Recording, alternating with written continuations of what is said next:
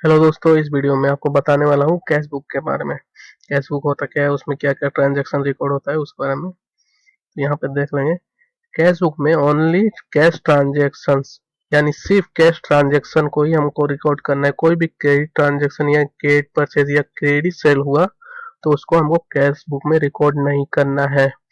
All cash transaction first posted in cash book, यानी कोई भी कैश ट्रांजैक्शन होता है तो पहले कैश बुक में उसको पोस्ट किया जाता है, उसके बाद ही किसी लेजर या कोई भी अकाउंट में पोस्टिंग होगा उसका।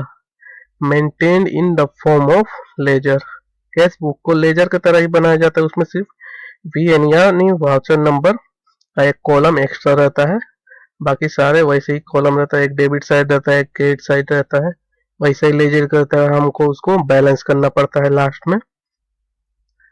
नरेशन इज नेसेसरी, लेजर में नरेशन की कोई जरूरत नहीं पड़ती, मगर कैश बुक जब हम बनाएंगे तो वहां पे हमको नरेशन देना पड़ेगा। हर ट्रांजेक्शन के नीचे हमको नरेशन लिखना है कि किस चीज का ट्रांजेक्शन है, कैश रिसीव हुआ है या कैश सेल्स हुआ है, इस चीज का ट्रांजेक्शन का हम लोग को नरेशन लिखना जरूरी है। Substitute of cash account, cash book जो है कैश अकाउंट के जगह पे ही बनाया जाता है। जो भी स्मॉल बिजनेसेस होते हैं वो सारे इतने सारे अकाउंट्स नहीं बनाते हैं, जैसे बड़े बिजनेस का प्रॉफिट एंड लॉस अकाउंट, ये सारे लेजर्स जर्नल। छोटे बिजनेस जो होते हैं सिर्फ कैश बुक ही मेंटेन करते हैं, उसी में वो लोग अपना प्रॉफिट और लॉस पता कर लेते हैं।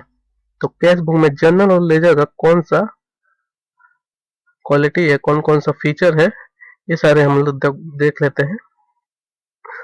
जर्नल फीचर क्या है?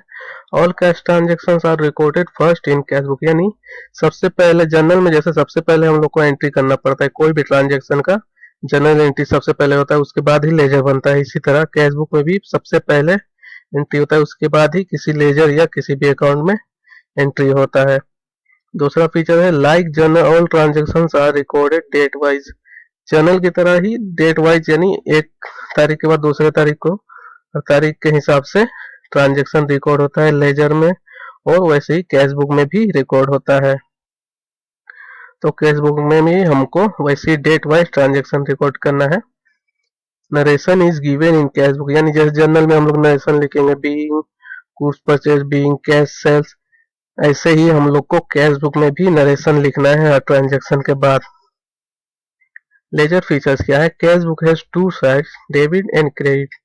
जैसे लेजर में डेबिट और क्रेडिट साइड होता है, इसी तरह कैश बुक में भी डेबिट और क्रेडिट साइड होता है। Cash book is balance off like ledger, ledger जैसे बैलेंस होता है to balance BD by balance BD, ledger account को हम लोग जैसे बैलेंस करते हैं वैसे ही कैश बुक को भी मंथ एंड या ईयर एंड में हम लोग को बैलेंस करके अमाउंट को कैरी फॉरवर्ड कर देना पड़ता है, क्योंकि जो कैश बाकी है वो अगले साल में या अगले महीने में हम लोग कैरी फॉरवर्ड कर देते हैं। To and by are used in cash book to record transaction, to और बाई भी रहता है, टू साइड जैसे रहता है हम लोग का लेजर में, वैसे ही कैश बुक में भी टू साइड और बाई साइड रहता है। उसी तरह हमको टू बाई का यूज करना है हर ट्रांजेक्शन को रिकॉर्ड करने के लिए, हर एंट्री के लिए। Cash book is a book of final entry, cash book final entry का बुक है, इसमें एंट्री हो गया तो फाइनल एंट्री ही होता है। कैश बुक कितने तरह के होते हैं यहाँ पे हम लोग देख लेते हैं। सिंगल कॉलम कैश बुक, यानी कैश बुक में सिंगल कॉलम मतलब सिर्फ एक कैश का कॉलम ही रहेगा या बैंक का कॉलम रहेगा, उसे सिंगल कॉलम कैश बुक कहते हैं। डबल कॉलम कैश बुक क्या होता है? डबल कॉलम कैश बुक में कैश का भी कॉलम रहेगा, बैंक का भी कॉलम रहेगा, या बैंक का रहेगा और डिस्काउंट अलाउड का कॉलम रहेगा, या कैश और डिस्काउंट का कॉलम रहेगा, तो उसे डबल कॉलम कैश बुक बोलते हैं। मल्टी कॉलम कैश बुक में कैश का भी कॉलम रहेगा, बैंक का भी रहेगा, डिस्काउंट का भी रहेगा, या प्रॉफिट के लिए अगर कोई बना सकता है तो प्रॉफिट का भी कॉलम रख सकते हैं इसमें। तो मल्टी कॉलम कैश बुक में बहुत सारे कॉलम्स होते हैं।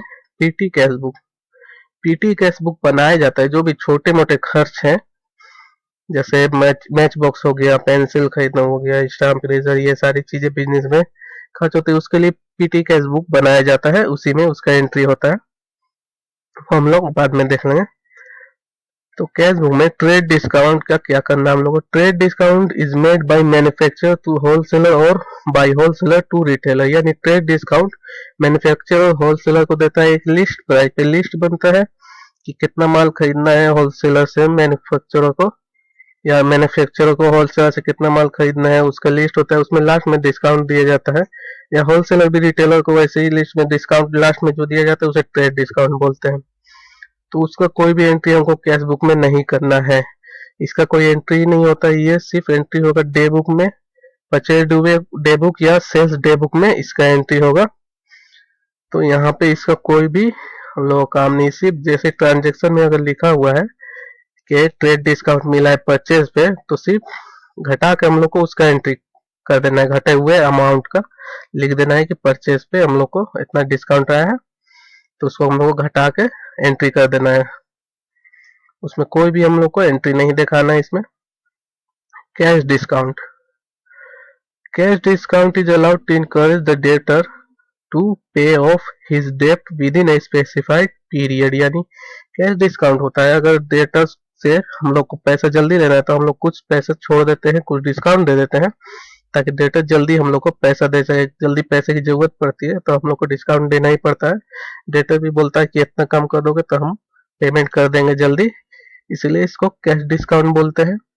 तो कैश डिस्काउंट, डिस्काउंट अलाउड का एक कॉलम होता है कैश बुक में, उसमें ये जाएगा डिस्काउंट अलाउड या डिस्काउंट रिसीव। डिस्काउंट का एक अलग कॉलम होता है मल्टी कॉलम कैश बुक या डबल कॉलम कैश बुक में, तो वहां पे हम लोग को इसका एंट्री करना है कैश डिस्काउंट का ही।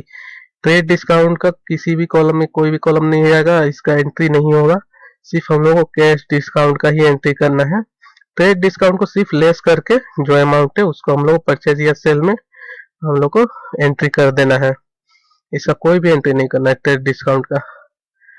ट्रीटमेंट ऑफ चेक, चेक कैसे होता है? चेक यहाँ पे कैश बुक में कैश की तरह ही होता है, यहाँ बैंक कॉलम में लिखने की जरूरत कोई नहीं है। जब कैश चेक रिसीव होगा तो उसे हम लोग कैश कॉलम में लिखेंगे, जैसे कैश रिसीव होता है तो लिखा जाता है वैसे ही हम लोग को टू, जो भी सप्लायर का नाम हुआ जो कैश दिया उसका नाम लिख देंगे टू साइड में कि चेक रिसीव हो गया है। अब उसको अगर हम पे करते हैं किसी दूसरे सप्लायर को, उसको बाई साइड में लिख देंगे कि जो हमारा सप्लायर है उसको हम लोगों ने पेमेंट कर दिया है। तो चेक के जरिए ही चेक इंडोर्स अगर कोई ट्रांजेक्शन रहता है तो इंडोर्स का मतलब वही एंट्री हम लोग को बाई साइड में एंट्री कर देंगे, तो हो जाएगा वो चेक पेमेंट हो गया। जब तक नहीं लिखा रहेगा कि बैंक में डिपॉजिट हो गया चेक, जब तब तक हमको बैंक कॉलम में इसका कोई भी एंट्री नहीं करना है। जब लिखा रहेगा कि चेक को बैंक में डिपॉजिट कर दिया गया तो उसी का एंट्री हम लोग करेंगे, बैंक कॉलम में लिख देंगे डिपॉजिट हुआ है, कैश कॉलम से हम लोग घटा लेंगे, ये होगा हमारा कॉन्ट्रा एंट्री। यानी एक ही तारीख में दोनों बैंक कॉलम डेबिट भी हुआ है क्रेडिट भी हुआ है। कैश बुक बैंक कॉलम हम लोग का डेबिट होगा और कैश कॉलम क्रेडिट होगा जब हम लोग चेक जमा करेंगे, तो ये होगा हमारा कॉन्ट्रा एंट्री। तो जो वहां पे हम लोग को सी लिख देना है कॉलम में। ये रहा हमारा कैश बुक, अगले में मैं आपको कैश बुक बना के दिखाऊंगा। Thank you.